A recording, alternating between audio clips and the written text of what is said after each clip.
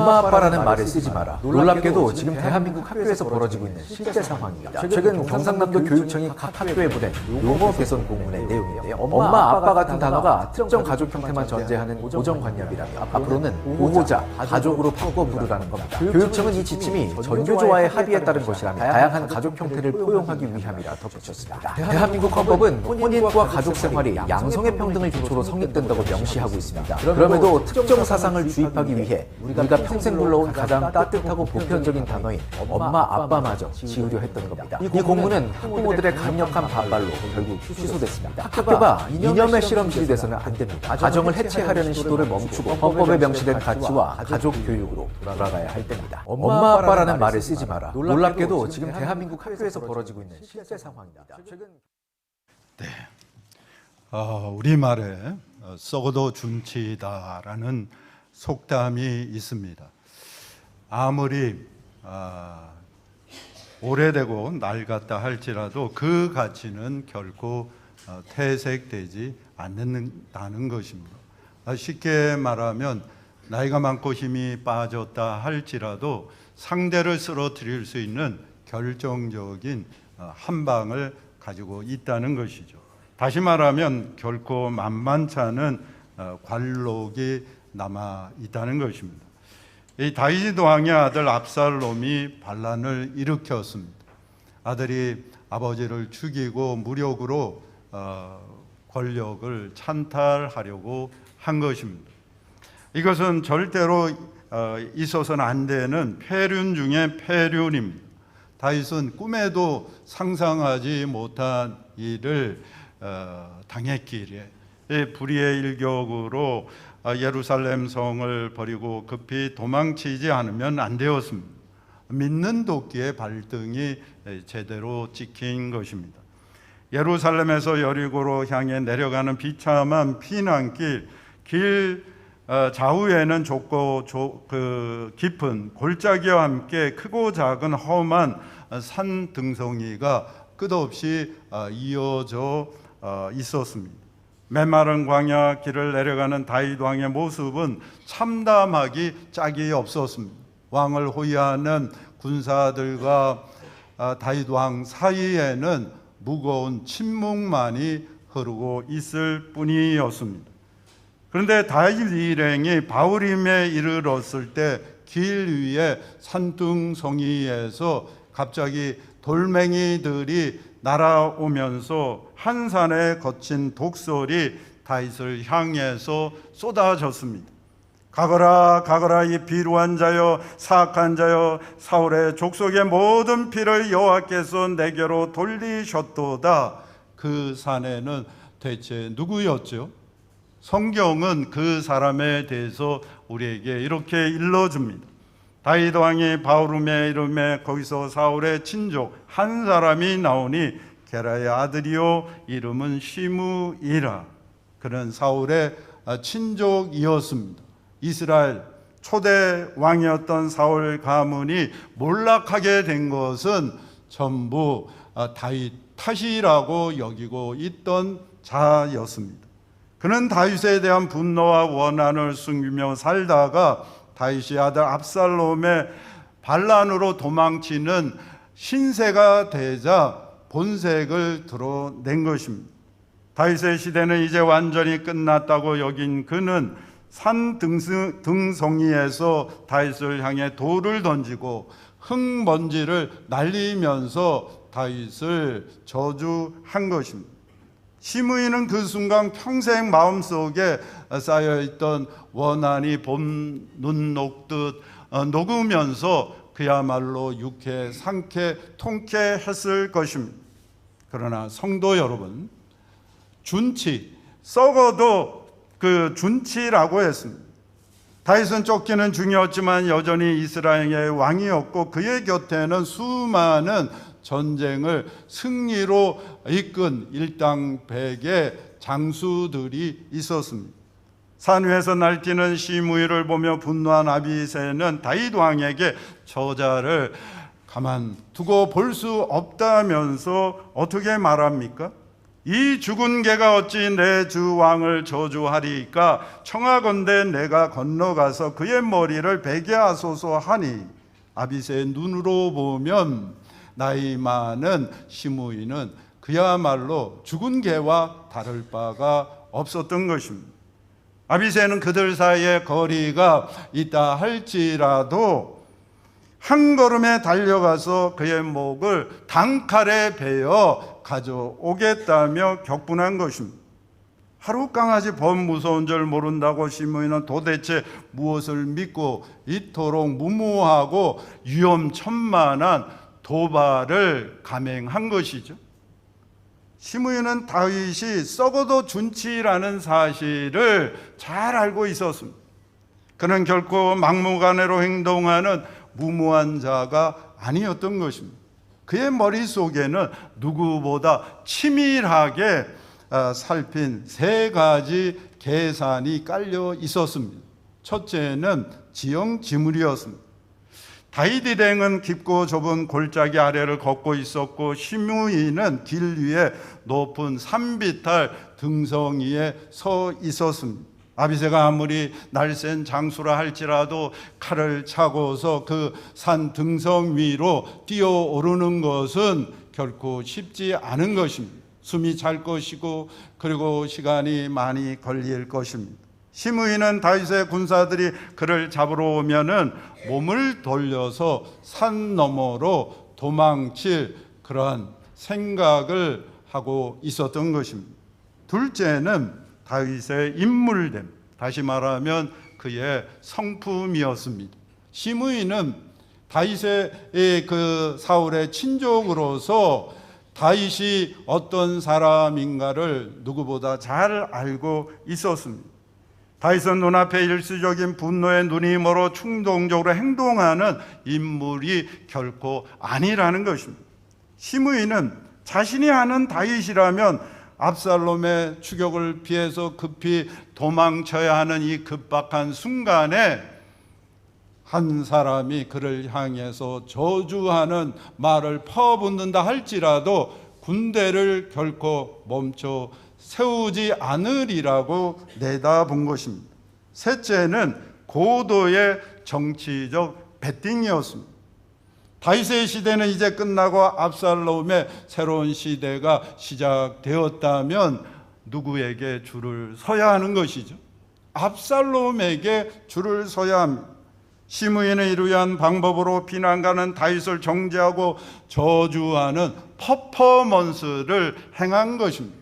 이러면 그 소문이 삽시간에 퍼져나가게 될 것이고 압살롬 귀에 들어가게 되고, 그리고 압살롬에게 발탁되어서 사울왕 때 누렸던 옛 영화를 다시 누리게 될 것이라고 여긴 것입니다.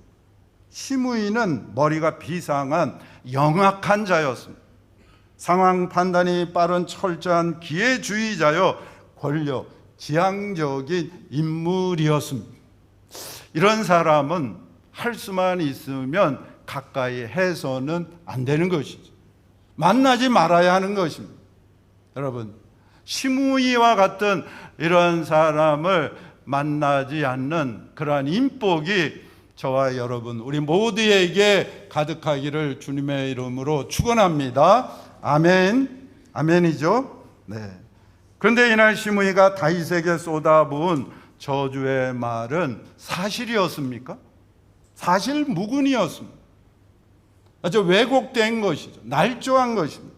다윗은 단 한 번도 사울 가문의 피를 억울하게 흘리게 한 적이 없었던 것입니다. 다윗은 신하로서 사울 왕에게 충성을 다했습니다. 그런데 오히려 이러한 다윗의 인기가 높아지자 사울 왕이 시기하고 질투해서 그를 정적으로 여겨 다윗을 죽이려 했던 것입니다. 시므이는 다윗 왕을 모욕하고 모독했을 뿐만 아니라 사실을 왜곡하고 날조했습니다. 용서받을 수 없는 죄를 저지른 것입니다. 그러나 다윗은 시므이가 확신한 대로 결코 눈앞의 분노 때문에 화를 참지 못하고 그냥 행동하는 그러한 사람이 아니었던 것입니다. 다윗은 당장 칼을 빼어 달려가라는 아비새를 오히려 강하게 책망했습니다. 다윗은 시므이의 악독한 저주마저도 하나님이 내 죄를 다루시고 나를 낮추시는 도구로 겸허히 수용했습니다. 다윗은 스스로 원수 갚지 아니하고 하나님께 원수 갚는 것을 맡기고 자신의 원통함을 이렇게 토로했습니다. 혹시 여호와께서 나의 원통함을 감찰하시리니 오늘 그 저주 때문에 여호와께서 선으로 내게 갚아주시리라. 세상에는 뛰는 놈이에 나는 놈이 있고 나는 놈이에 어떤 놈이 있다고 하죠? 네, 그 나는 놈 몸에 껌딱지처럼 찰싹 붙어서 힘들이지 않고 같이 날아가는 놈이라고 합니다. 근데 바로 시므이가 그런 자였다 하는 것이죠. 그러나 이러한 영악한 시므이가 미처 알지 못한 것이 있었습니다. 그것은 무엇이죠? 그것은 사람이 계획할지라도 그 걸음을 인도하시는 분은 여호와 하나님이시라는 것입니다. 전쟁의 승패는 군대의 수가 아니라 하나님의 손에 달려 있다는 것입니다. 압살롬의 반란은 누구의 승리로 끝이 났습니까? 압살롬이 아니라 다윗의 승리로 끝이 났습니다. 압살롬은 다윗의 군대장과 요압의 손에 죽었고 반란에서 살아남은 자들은 뿔뿔이 사방으로 흩어졌습니다. 예루살렘을 버리고 피난갔던 다윗 왕이 승리자가 되어서 다시 예루살렘으로 황궁한다는 소식이 들려왔습니다. 시므이는 이제 어떻게 되는 것이지? 영락없이 죽게 되는 것입니다. 근데 다윗의 황궁 소식과 함께 그의 길을 의심케 하는 놀라운 소식이 들려왔습니다. 압살롬의 반란의 중심 세력이었던 유다 지파에 대한 대사면령이 내렸다는 것입니다. 심지어 반란군의 총사령관이었던 아마사마저 벌하지 않고 오히려 이 다윗의 군대 장관 요압의 그 뒤를 잇는 높은 자리에 앉히게 한다는 것입니다.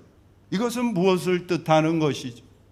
반란에 참여한 사람들 가운데 그 누구도 그 죄를 묻지 않고 다 살려주고 용서한다는 것입니다. 그렇다면 죽어 마땅한 시므이도 죽지 않고 살 길이 있는 것입니다. 그 길은 무엇이죠? 그 길은 유다 지파가 다윗 왕을 영접하기 위해서 요단강으로 내려갈 때 함께 내려가는 것입니다. 아니, 누구보다도 빨리 다윗에게 달려가서 그 앞에 엎드리는 것입니다. 그리고 자신의 죄를 자복하고 용서를 구하는 것입니다.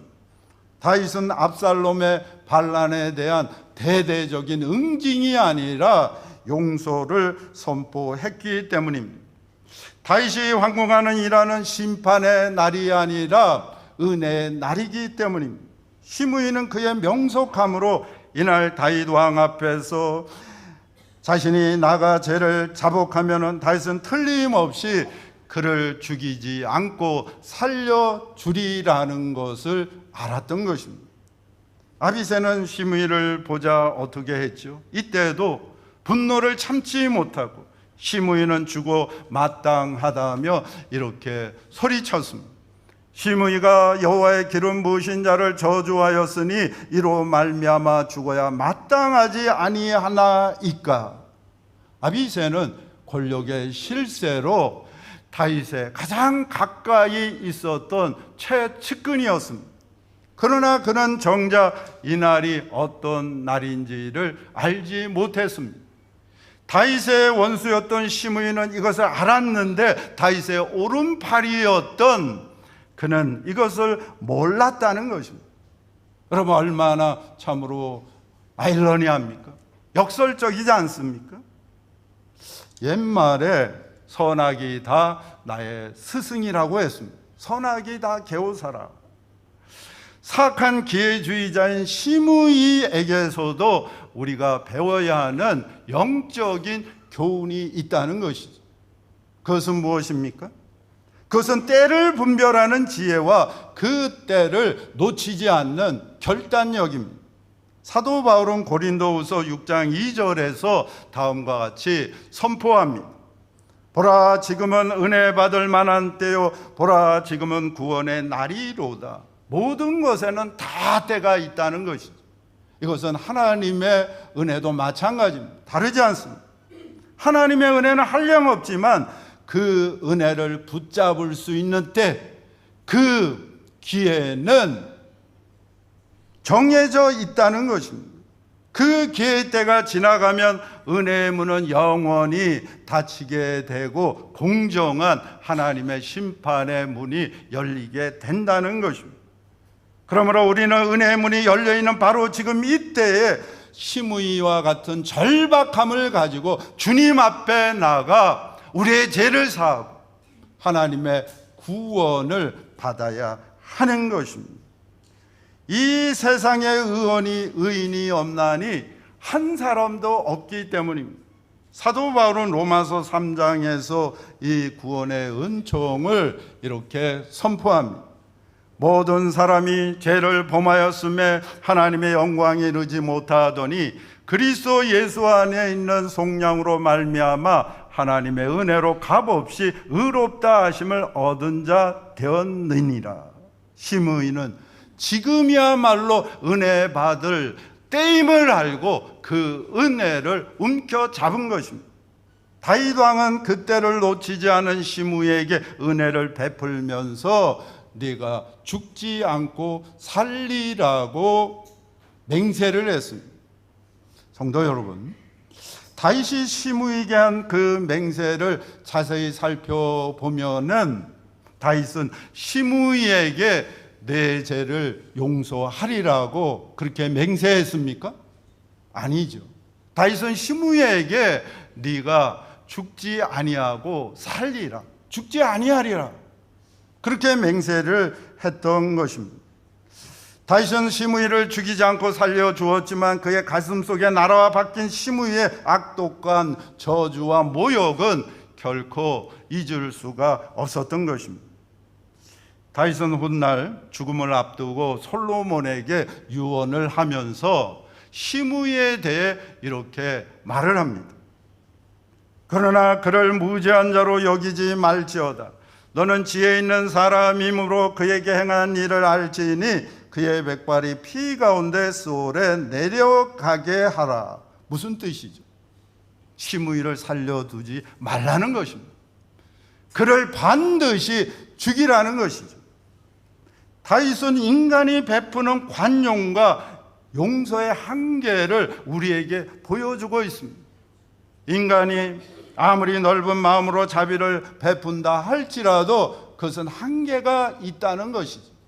온전할 수 없다는 것입니다. 용서를 베풀었다가 다시 또 그것을 뒤집을 수도 있다는 것입니다. 바로 이것이 죄인된 우리 인간의 모습이요 실상인 것입니다. 그러나 우리의 하나님은 어떠하십니까? 요엘 2장 32절입니다. 누구든지 여호와의 이름을 부르는 자는 구원을 얻으리니, 하나님은 그 사람이 어떤 사람이든지 그 사람이 어떤 죄를 지었다 할지라도 주님의 이름을 부르면 그 죄를 용서하시고 그를 결코 외면하지 아니하신다는 것입니다. 요한복음 3장 16절이 가장 위대한 복음 중에 복음이 되는 이유가 무엇입니까? 이는 그를 믿는 자마다, 다시 말하면 누구든지에 있는 것입니다. 하나님의 용서에는 제한이 없다는 것이죠. 하나님은 누구든지 다 용서하실 뿐만 아니라 용서하신 죄에 대해서는 결코 기억조차 아니하시는 것입니다. 역사 바로 세우기라는 미명하에 그것을 다시 들춰내지 않는다는 것이죠. 내가 그들의 악행을 사하고 다시는 그 죄를 기억하지 아니하리라, 여호와의 말씀이니라. 다시 우리를 불쌍히 여기셔서 우리의 죄악을 밟으시고 우리의 모든 죄를 깊은 바다에 던지시리이다. 아멘. 하나님의 용서는 완전한 용서입니다. 하나님께서는 예수 그리스도 하나님의 아들, 그분의 그 십자가의 대속죄로 우리의 모든 죄를 도말하시고 용서하신 죄에 대해서는 결코 기억조차 아니하시는 것입니다. 그러므로 사도 바울은 로마서 8장에서 다음과 같이 이 위대한 복음의 마침표를 찍는 것입니다. 우리 다 같이 읽어보겠습니다. 그러므로 이제 그리스도 예수 안에 있는 자에게는 결코 정죄함이 없나니 이는 그리스도 예수 안에 있는 생명의 성령의 법이 죄와 사망의 법에서 너를 해방하였음이니라. 아멘. 압살롬의 반란이 끝나고 세월이 흘러서 다윗 왕이 죽고 그 아들 솔로몬이 왕이 되었습니다. 솔로몬은 새로운 이스라엘의 왕이 되었지만은 다윗 왕이 개인적으로 한 그 맹세에서는 자유로웠습니다. 이 솔로몬은 다윗의 유언을 지키기 위해서 어떻게 하죠? 시므이를 왕궁으로 소환했습니다. 솔로몬은 두려움에 떨고 있는 시므이에게 전혀 예상치 못한 뜻밖의 명령을 내립니다. 너는 예루살렘에 집을 짓고 거기서 살고 어디든지 나가지 말라. 너는 분명히 알라. 네가 나가서 기도론 시내를 건너는 날에는 반드시 죽음을 당하리니 내 피가 내 머리로 돌아가리라. 솔로몬의 이 명령은 새 왕이 등극함으로 자신이 어떻게 될지 몰라서 전전긍긍하는 시므이에게 그야말로 복음이 아닐 수가 없었던 것입니다. 그가 기도론 시내를 건너 예루살렘 밖으로 나가지 않으면 그는 죽지 않고 계속 살 수 있었기 때문입니다. 시므이는 솔로몬의 명령에 기꺼이 순종하겠다고 대답합니다. 이 솔로몬이 정한 기도론 시내라는 이 경계선은 시므이에게 무엇이죠? 무엇을 나타내는 것입니까? 그의 목숨을 보존할 수 있는 마지막 생명선이라는 것이죠. 그것을 넘지 않으면 살 수 있다는 것입니다. 그곳에서 자유롭게 그의 생을 다할 수 있다는 것이죠. 성도 여러분, 시므이가 지켜야 하는 기도론 시내는 우리에게 무엇을 떠올리게 하죠? 여러분, 성경에서 이 기도론 시내는 우리에게 또 무엇을 생각나게 하는 것입니까? 에덴 동산의 선악과를 떠올리게 하는 것입니다. 하나님께서는 동산 각종 나무의 열매는 네가 임의로 먹을 수 있다고 하셨습니다. 영어 성경은 임의로를 자유롭게 프릴리로 번역을 했습니다. 하나님은 우리 인간을 로봇이 아니라 자유의지를 가진 존귀한 존재로 창조하셨습니다. 그러나 하나님은 단 하나의 경계선을 그어두셨습니다. 그것은 무엇이죠? 그것은 선악을 알게 하는 나무의 열매꽃 선악과는 먹지 말라는 것입니다. 네가 그것을 먹는 날은 반드시 죽으리라고 하신 것입니다. 시므이가 기도론 시내를 건너지 않고 예루살렘 그 성 안에 머물면 그가 자유롭게 살 수 있었던 것처럼 아담 역시 하나님이 금하신 이 선악과의 경계선을 넘지 아니하면 죽지 않고 영원토록 살 수 있었던 것입니다. 하나님이 허락하신 동산 중앙에 또 하나의 나무인 생명나무는 어떤 나무였기 때문이죠? 영생할 수 있게 하는 영생의 나무였기 때문입니다. 선악과는 하나님이 인간을 올가매고 죄를 지면 벌주기 위해 파놓은 함정이나 덫이 아니라는 것이죠. 선악과는 하나님이 인간에 주신 거룩한 이 선물인 자유가 인간 스스로를 파괴하는 방종과 타락을 흘러가지 않도록 막아주는 가장 완전한 안전한 하나님의 사랑의 울타리였습니다. 절대 권력은 어떻게 되죠? 절대 부패합니다. 여러분, 이것은 역사를 통해서 분명하게 보여주는 그러한 진리인 것입니다. 근데 절대 자유도 마찬가지라는 것이죠. 경계가 없는 절대 자유는 절대로 부패하게 되는 것입니다. 결코 우리 인간을 자유롭게 하지 못한다는 것이죠. 하나님은 유일하게 금하신 선악과를 통해 피조물인 우리 인간은 창조주 하나님의 권위와 하나님이 정해주신 그 선악의 기준에 거할 때만이 비로소 참된 자유와 영원한 생명을 누릴 수 있는 존재임을 이 선악과를 통해서 우리에게 가르쳐 주셨다는 것입니다. 하나님의 법과 계명은 인간의 자유를 속박하는 철조망이 아닌 것입니다. 우리의 생명을 복되게 보존하는 은혜의 울타리입니다.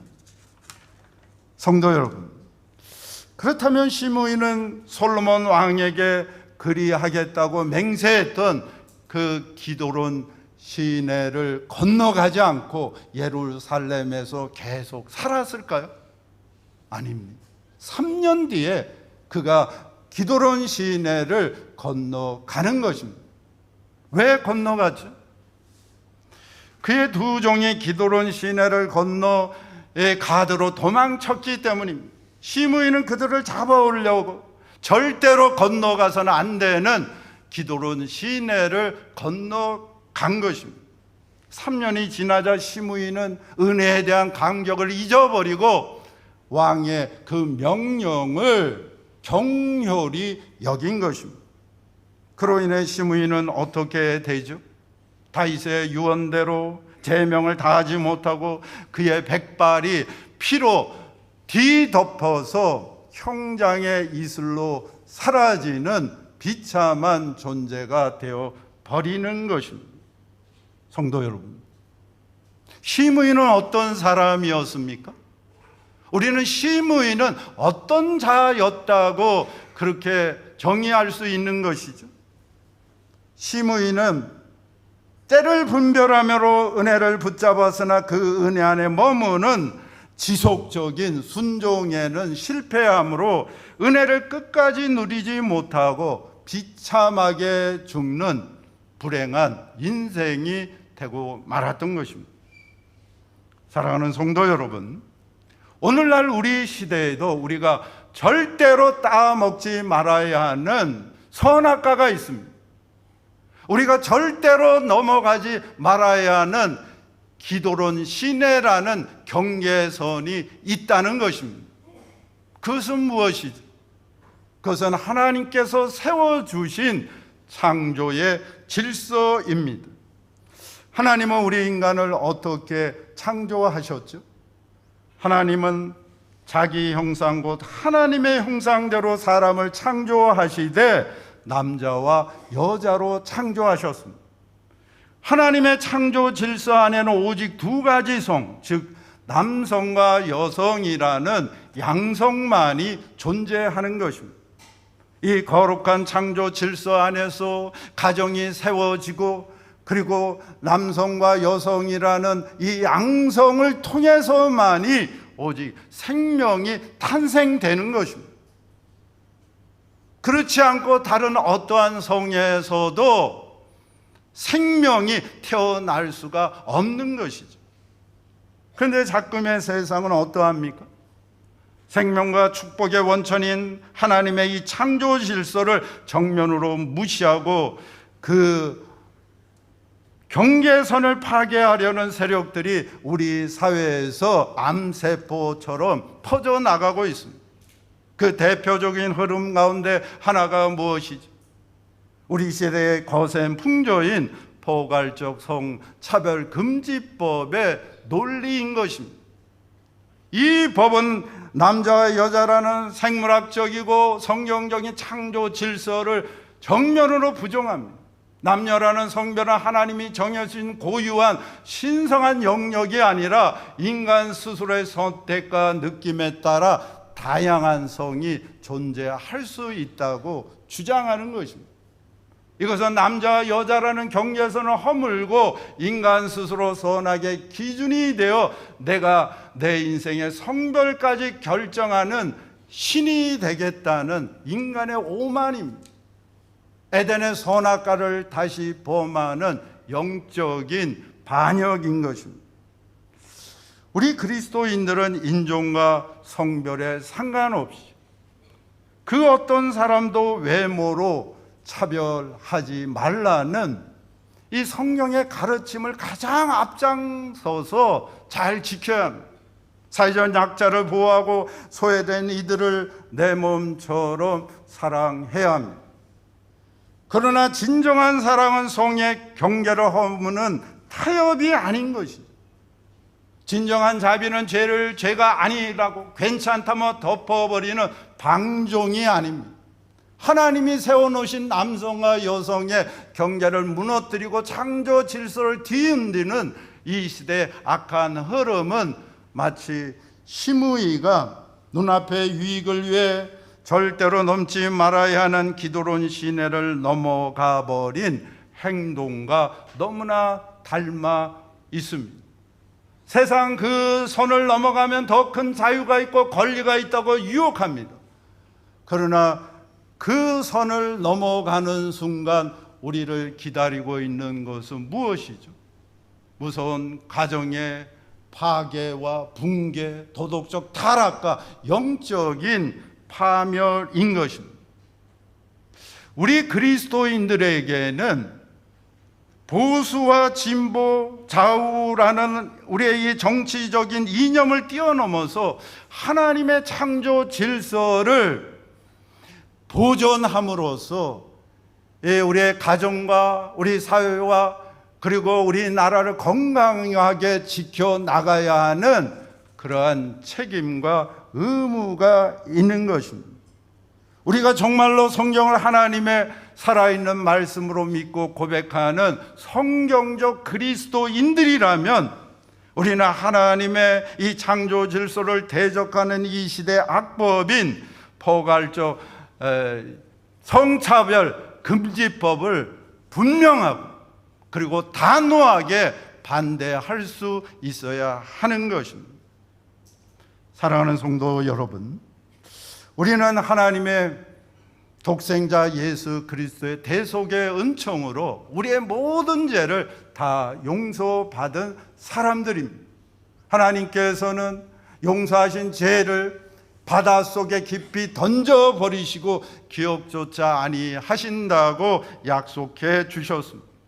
이 엄청난 대속의 은총을 입은 자들로서 우리가 그 은혜를 심의처럼 잃어버리지 아니하고 그 은혜를 누리고 그리고 그 은혜 갚아는 삶을 살고자 한다면 어떻게 해야 하는 것이죠?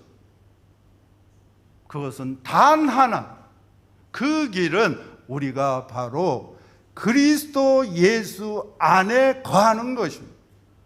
성경을 읽어보면 계속해서 그리스도 안, 예수 그리스도 안에 거하라고 우리에게 말씀하고 있습니다. 성경은 말합니다. 그런즉 누구든지 그리스도 안에 있으면 새로운 피조물이라 이전 것은 지나갔으니 보라 새 것이 되었도다. 우리는 그리스도 안에 머물러야만 살 수 있는 새로운 피조물입니다. 우리가 그리스도 안에서 거한다는 것은 단순한 관념이 아닌 것입니다.